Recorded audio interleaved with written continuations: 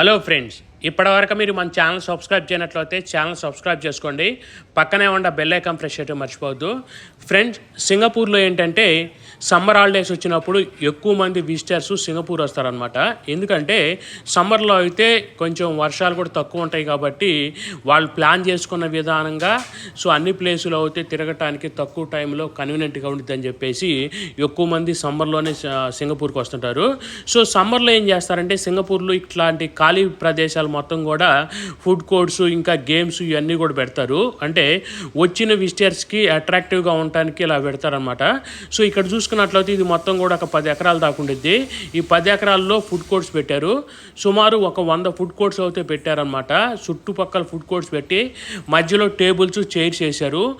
ఇలాంటి పెద్ద పెద్ద ఫ్యాన్లు కూడా పెట్టారనమాట. అంటే చెమట పోయకుండా ఇలాంటివన్నీ పెట్టారు. ఇక్కడ చూసుకున్నట్లయితే పక్కన కూడా ఏరియా మొత్తం కూడా మంచి ఏరియా